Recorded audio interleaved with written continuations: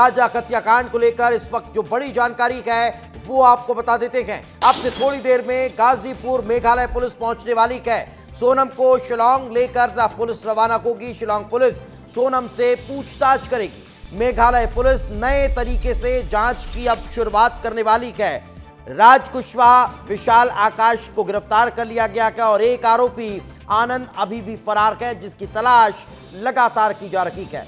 राज कुशवाहा की हत्याकांड का मास्टरमाइंड है, ये जानकारी निकलकर सामने आ रही है। लगातार सोनम से संपर्क में राज कुशवाहा था, ये भी जानकारी मिल रही है। सोनम के ऑफिस में साथ में काम करता है राज, और उससे बातचीत के बाद इस पूरे हत्याकांड को अंजाम दिया गया है और अब इसी एंगल से जांच पड़ताल तेज होगी। अभी जो जानकारी है वो आपको बता रहे हैं, क्योंकि इंदौर में ही मेघालय पुलिस जांच पड़ताल में जुटी हुई थी और अब गाजीपुर में कुछ ही देर में पहुंचने वाली है और गाजीपुर पहुंचने के बाद सोनम की कस्टडी लेगी और फिर उसे शिलांग लेकर मेघालय पुलिस जाएगी। शिलांग पहुंचने के बाद कहां वो रुके, वहां से कहां रवाना हुए, कौन कौन सी गाड़ियों को हायर किया, किस तरह से वहां दूसरे लोग पहुंचे, कैसे इस पूरे हत्याकांड को अंजाम दिया, हर चीज, हर एक पहलू पर पुलिस जांच पड़ताल में पहुंचने वाली है। उस पूरे केस को लेकर अब जो जानकारी है वो निकलकर सामने आ रही है कि पूरा जो घटनाक्रम है, पूरा जो हत्याकांड है, उसको रिक्रिएट पुलिस करने वाली है। एक बार फिर सोनम की बेवफाई के जानकारी निकलकर सामने आई है।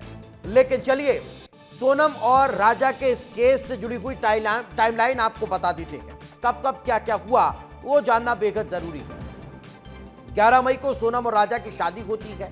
20 मई को हनीमून के लिए दोनों रवाना हो जाते हैं। लेकिन इसमें भी एक दिलचस्प ट्विस्ट ये हाल ही में जो राजा का परिजन है वो बताते हुए नजर आए हैं कि सोनम ने ही पूरे ट्रिप को प्लान किया था, सोनम ने ही टिकट कराई थी और 2 दिन पहले राजा और परिजनों को बताया था। यानी 20 तारीख को जब वे रवाना हुए तो 19, 18 तारीख या 17 तारीख को यह जानकारी राजा को भी पता लगी। राजा को पता भी नहीं था शादी के बाद तक।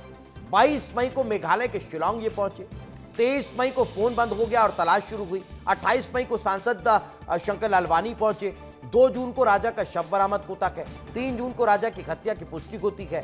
7 जून को सीएम ने जांच की सिफारिश की है। 8 जून को विस्तार न्यूज ने जांच पड़ताल की और 9 जून को सोनम उत्तर प्रदेश से गिरफ्तार हो जाती है।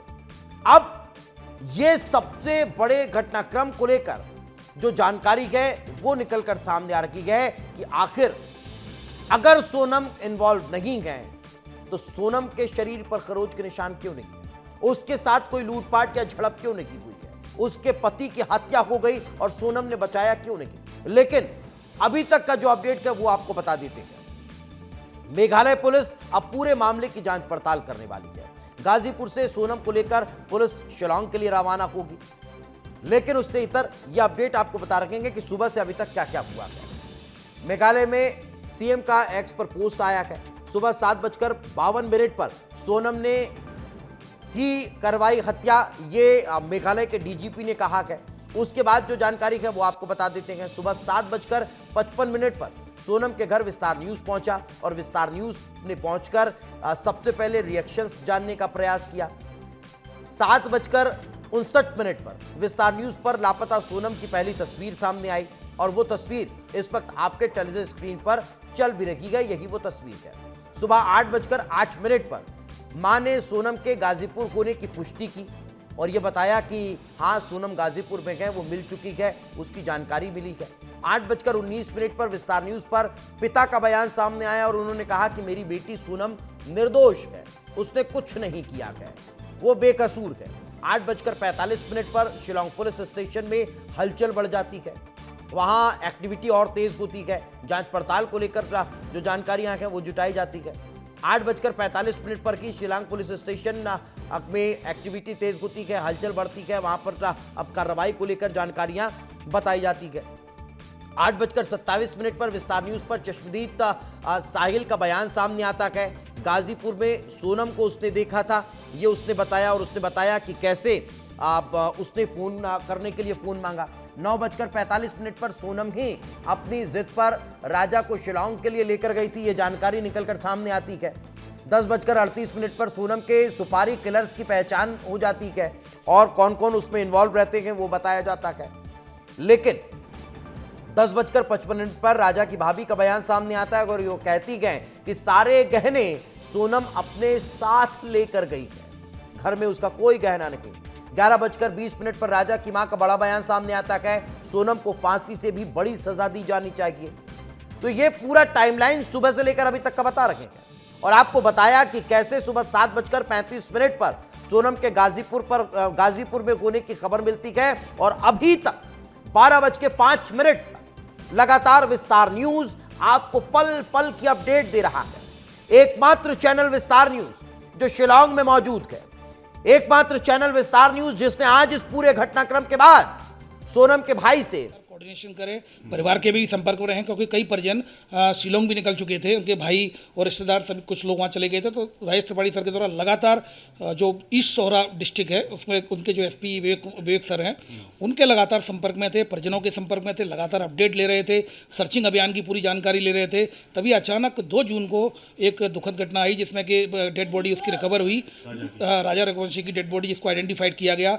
जब ये डेड बॉडी रिकवर हुई तब ये काफ़ी ज़्यादा सेंसिटिविटी इसकी बढ़ी, लगातार सघन अभियान और तेज से चलाया गया। डेड बॉडी रिकवर होने के बाद सोहरा थाने में अपराध क्रमांक 7/25 सेक्शन 109 103 सेक्शन 103 309 238 BNS के तहत केस रजिस्टर किया गया। मर्डर का केस रजिस्टर किया जाने के बाद और डीजीपी मध्य प्रदेश की कैलाश मकवाना सर के द्वारा डीजीपी मेघालय सर से लगातार संपर्क में रहे, लगातार बात की गई और बहुत कॉम्पैक्ट, क्योंकि अंदेशा था कोई भी ऐसी घटना हो सकती है, तो लगातार सर्चिंग अभियान को और तेज किया गया।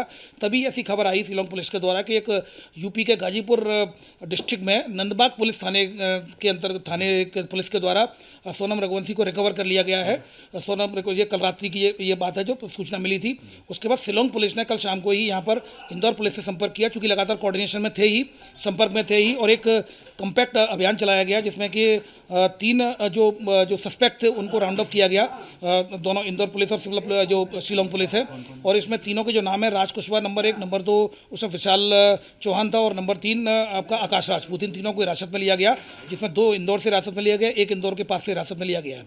ये शिलोंग पुलिस के अभी हिरासत में है और शिलोंग पुलिस से इनसे पूछताछ कर रही है। इन्वेस्टिगेशन यस इंदौर में पूछताछ कर रही है, डिस्क्रीट स्थान पर है और इन्वेस्टिगेशन में आए हुए तथ्यों के आधार पर वो जो भी कार्रवाई करेंगे आपको मीडिया को प्रत्यक्ष से अवगत कराया जाएगा। चौथा कौन है सर इसमें? चौथा इसमें एक सस्पेक्ट आनंद करके नाम आया है, उसके भी तलाश जारी है। सोनम के किससे संबंध है सर? इस बारे में कोई भी जानकारी नहीं मिली है। इन्वेस्टिगेशन का पार्ट ऑलरेडी शिमला पुलिस के द्वारा किया जा रहा है, इन्वेस्टिगेशन का पार्ट शिलोंग पुलिस के द्वारा किया जा रहा है। तो अब उनके बाद जो भी इन्वेस्टिगेशन तथ्य आएगा मीडिया को प्रत्यक्ष से अवगत कराया जाएगा। भूमिका के बारे में कुछ शिलोंग पुलिस ने अभी कुछ भी शिलोंग पुलिस के द्वारा हमसे सिर्फ वो सस्पेक्ट शेयर किए कि इन लोगों को हमको लेना है।